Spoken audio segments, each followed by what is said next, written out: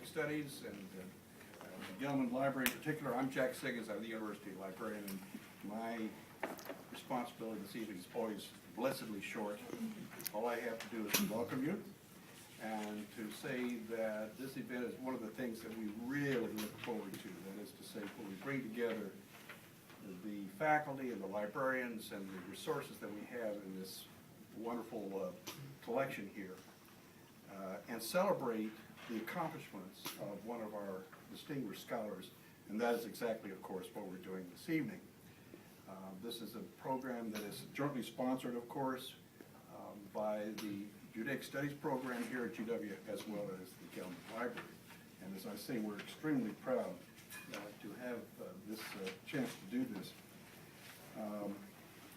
To make it even shorter, I would like to bring forward Bill Becker, who's chairman of the History Department here, who will introduce Professor Joslet, who is chairman of the Judaic Studies program. Bill? Why was he Jackie? Sure. Why weren't you introduced? Everybody knows that.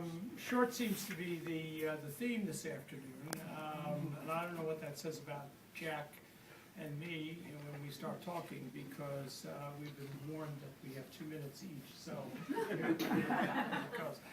it's a pleasure to be here and to take part in the celebration of our colleague Dan Schwartz's new book. One of the things about GW and about other universities is that increasingly we're focused on science, technology, engineering, and mathematics, the so-called STEM disciplines. Now, if one looks at the American economy and the international economy, this is, in fact, not an unwise policy to follow. The challenge in the university, though, is to make sure that the humanities and the arts are not shortchanged while we spend a good and reasonable effort on the STEM disciplines, as they're called. I like to think that what we're about this afternoon is we're celebrating one of the blossoms or the flowers that come from the humanities, the study of the humanities. And so if you think of a university, clearly we want to think of stems, but we also want to think of blossoms and flowers. And Dan's really splendid book on Spinoza and memory is a very bright, beautiful flower. And so, maybe it's a little more than 2 minutes, but in any case, it's now my pleasure to introduce Jenna Weissman Joslet, who is a colleague in the History Department and also the director of the program in Judaic Studies.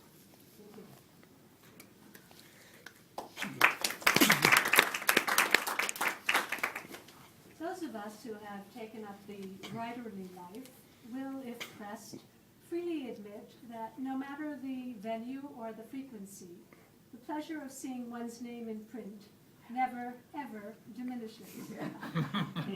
All the same, that delicious sensation barely holds a candle to the thrill, to the unmitigated delight which attends the publication of one's very first book. As Dan now knows, there's nothing in the world quite like it. A personal triumph of the highest order, the release of one's very first book is best savored in the company of others. Yes, it's a celebration of scholarship, a testament to the persistence and endurance and dedication and smarts that fuel the enterprise. But the publication of one's first book is much more than that. As much an occasion as an accomplishment. It's also a rite of passage, a ritual of induction, a show of faith. Little wonder, then, that so many of Dan's colleagues and friends, fellow writers and family members have gathered together this afternoon to lift a glass in salute to you, Dan, to Spinoza, and to the abiding power of the Word. We know all too well that every book is freighted with significance and that the cargo it carries is precious. We are equally aware of how gatherings like this one are so very meaningful, not only for the guest of honor, but for those who surround him as well. Books, we come to see, sustain one another. That's why we chose to mark this moment in Dan's life here in the most appropriate of venues, the library. This event, in fact, was made possible thanks to the generosity and collegiality of Jack Siggins, Jennifer Broom, Amanda Leonard, and Brad Sabin-Hill, who day in and day out see to it that there's still a vibrant place in the world for books and those who cherish them. On that appreciatively bibliographic note, let me close by extending to Dan the traditional Jewish wish that he go from strength to strength, l'chael l'chael, and with the equally traditional academic wish that his very first book will soon be joined by a second one.